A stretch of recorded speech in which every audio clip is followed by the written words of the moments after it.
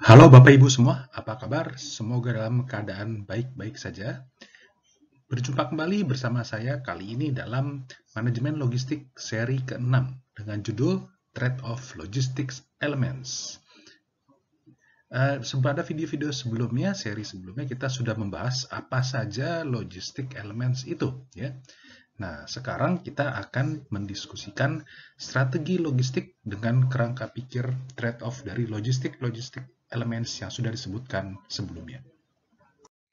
Nah, strategi tujuan logistik itu apa sih? Ya, eh, yaitu ini ada tiga ya, menciptakan value dan competitive advantage bagi konsumen. Jadi value added-nya bagi konsumen apa nih dari logistik ya? Apakah biaya, ataukah customer service yang terbaik, pelayanan informasi terbaik, apakah one stop solution dan sebagainya. Yang pasti terkait kedua dengan kondisi internal perusahaan, yaitu meminimumkan biaya dan atau resiko ya dari total keseluruhan sistem logistik. Jadi kita nggak hanya ngomongin minimumkan biaya gudang, biaya transportasi, enggak ya, tapi semua biaya sistem logistik kita minimumkan ya. Dan meningkatkan customer experience dan service level para konsumen. Jadi bukan hanya biaya saja atau resiko, bukan hanya biaya dan resiko, tapi kita juga harus menyediakan kepuasan pada konsumen. Misalnya pada saat barang itu dibutuhkan konsumen, kita bisa menyediakan. Atau kalaupun barang-barang tertentu ya, misalkan butuh lead time lebih panjang, ya kita bisa menyediakan dalam waktu dan biaya yang bersaing ya kepada konsumen. Nah, maka dari itu kita perlu paham dulu nih distribution mix dalam sistem logistik karena kita akan banyak main di sini nih. Nah, distribution mix ya. Saya ulangi sedikit, distribution mix ini ada 5. Fasilitas pertama ya. Jadi ini fasilitas fisik nih. Biasanya terkait dengan fasilitas fisik, misalnya gudang, pabrik, manufaktur ya yang mengolah bahan mentah jadi barang jadi gitu ya. Kedua adalah inventory ya. Ketiga transportasi, keempat packaging, kelima sistem informasi. Nah, ini saya kasih di sini ada beberapa contoh ya. Contoh sederhana mengenai distribution mix dan trade-off-nya. Tapi saya kira rekan-rekan dapat mencari contoh sendiri di perusahaan masing-masing ya. Jadi mudah-mudahan dari contoh yang akan saya sampaikan ini rekan-rekan dapat memperoleh insight sendiri gitu ya. Nah, ini ada peta Indonesia nih. Jadi ceritanya kita ngomongin logistik untuk Indonesia aja ya paling, karena kita bisa ngebayangin ya paling mudah nih. Jadi ada trade-off antara fasilitas, inventory, transportasi ya.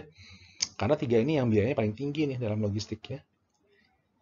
Nah, ilustrasi pertama. Nah, misalnya ini nih kita punya gudang nih ya di merah nih di mana Jakarta ya untuk mengirim atau distribusi barang ke seluruh Indonesia dari Sabang sampai Merauke. Artinya gudang ini harus punya inventory yang cukup untuk memenuhi kebutuhan atau penjualan konsumen dan mempersiapkan moda transportasi untuk mengirim inventory itu kepada konsumen ya. Misalkan pengiriman ke Sumatera jarak pendek, ke Kalimantan melalui pakai kapal dong, dan ke Jawa Tengah, Jawa Timur ya. Begitu juga untuk jangkauan yang jauh-jauh ya, dari Jakarta sampai ke ujung Sumatera, Sumatera Utara Aceh gitu. Sampai ke Kalimantan Timur, Kalimantan Utara juga ya, jauh juga kan. Sampai Sulawesi Utara dan Papua. Ya, bisa pakai kapal misalnya ya, kapal laut atau udara gitu. Jadi jarak dekat dan jauh harus di cover gitu kan oleh gudang di Jakarta. Nah, bagaimana kalau perusahaan tersebut bikin atau menyewa gudang tambahan di Makassar nih ya, di Sulawesi Selatan. Jadi dua gudang ini untuk mengcover pengiriman distribusi inventory ke seluruh Indonesia. Berarti yang dari Jakarta tadinya yang untuk ke Papua bisa dialihkan ya dengan pengiriman dari Makassar, gudang Makassar gitu. Jadi jarak jauh itu dialihkan ke Makassar. Jarak jauh ke Indonesia Timur terutama ya. Sampai Sulawesi Utara juga Makassar. Mungkin Kalimantan sebagian juga dialihkan ke Makassar. Jadi supaya transportasinya menjadi biaya transportasi dari Jakarta lebih minim gitu ya. Tentunya ada penambahan biaya fasilitas di Makassar kan, misalkan sewa gudang ya, ada fixed cost juga. Nah, ini harus dibandingkan nih penambahan fixed cost di Makassar, penambahan fixed cost penambahan satu gudang dibandingkan dengan pengurangan biaya transportasi jarak jauh dari Jakarta sampai Papua yang dialihkan ke Makassar sampai Papua. Kalau lebih menguntungkan dan service level bagi konsumen tercapai, ya kenapa tidak? Kan gitu ya. Jadi ini seperti strategi what if, bagaimana jika gitu ya. Kalau ini gimana? Kalau strategi ini gimana? Skenario ini seperti apa? Cost benefitnya kita bandingkan. Nah, bagaimana jika kemudian kita, nah ini, bikin gudang atau sewa gudang lagi nih di Sumatera Utara. Mungkin kita melihat di Sumatera Utara dan sekitarnya penjualannya tinggi, jadi ya kita taruh juga inventory di Sumatera Utara ya. Tentunya transportasi dari Jakarta ke Sumatera Utara dan Aceh nggak usah, karena semua di cover oleh gudang Sumatera Utara. Tentunya biaya transportasi dari Jakarta menurun ya, dan biaya transportasi dari untuk mengcover Sumatera juga berkurang, karena dari gudang Medan ke Aceh dan Sumatera bagian tengah kan jaraknya lebih pendek ya daripada dari Jakarta ke Aceh dan Medan. Tapi juga inventory ini naik dong, karena ini sekarang kita sudah punya tiga gudang ya, total inventory bisa naik karena masing-masing juga menyimpan safety stock ya, pasti menyimpan itu kan. Jadi total inventory mungkin naik ya. Nah, bagaimana dengan strategi berikutnya nih? Wah, ini kita nambah lagi nih gudang nih misalnya ya di di Sumatera bagian selatan, di Kalimantan dan Sorong. Maka yang jarak jauh tadi, nah bisa diganti dengan pengiriman distribusi dari masing-masing gudang tambahan dengan jarak yang kuning ini malah lebih rendah, lebih pendek nih jaraknya ya. Mungkin ada penambahan sedikit inventory, tapi biaya transportasi mestinya sih menurun drastis ya, karena relatif tidak ada lagi yang jaraknya terlalu jauh ya, gitu. Nah, di sini kita melihat trade-off-nya ya. Nah, pada saat fasilitas atau jumlah gudang itu naik nih, ditambah terus, maka waktu responsnya akan lebih cepat karena distribusinya jarak yang ditempuh ya oleh setiap gudang dan area yang di cover setiap gudang lebih pendek kan, jadi mestinya lebih cepat tuh diterima oleh konsumen. Lead time-nya mestinya lebih pendek. Tapi biayanya tentunya juga naik kan. Makanya di sini dia grafiknya naik. Biaya apa? Biaya fixed cost gudang pasti ya. Ada karyawan, biaya sewa gudang, peralatan. Ya kalau bikin gudang itu berarti juga biaya kan, ada investasi ya. Tapi biaya transportasi pasti menurun ya, karena jangkauan skop distribusinya, transportasinya lebih pendek ya. Di sisi lain inventory juga akan naik, tapi mungkin sampai satu titik naiknya nggak akan terlalu signifikan. Ya.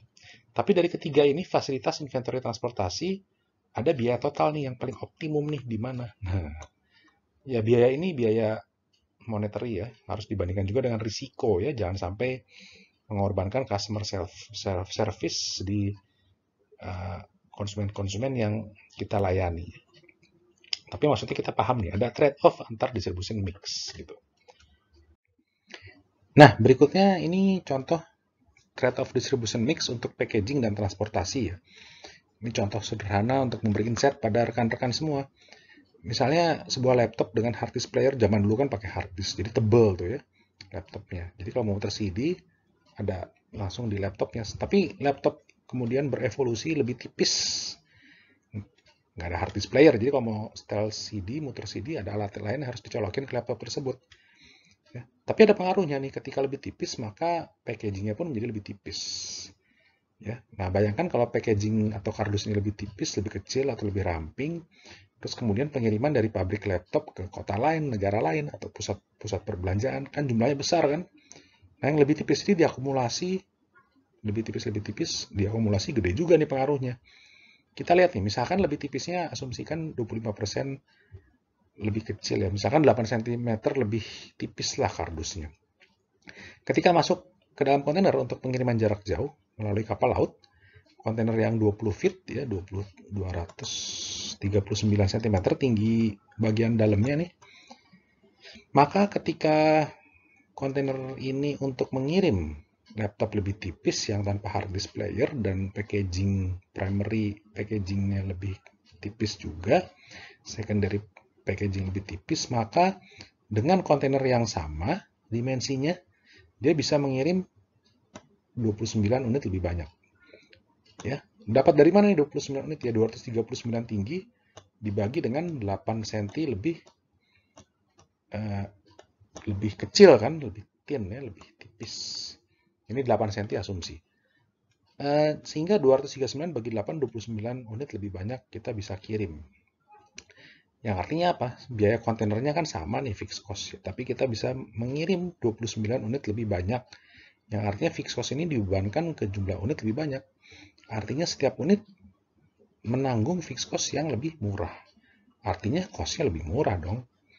Profitnya ya bahkan laptopnya dijual dengan harga yang sama ya, laptop yang tebal dan tipis jual harga sama, mestinya biayanya yang biaya transportasi untuk laptop lebih tipis tadi misalnya lebih rendah dong, ya kan, karena bisa mengirim jumlah unit lebih banyak dengan biaya fixed cost yang sama.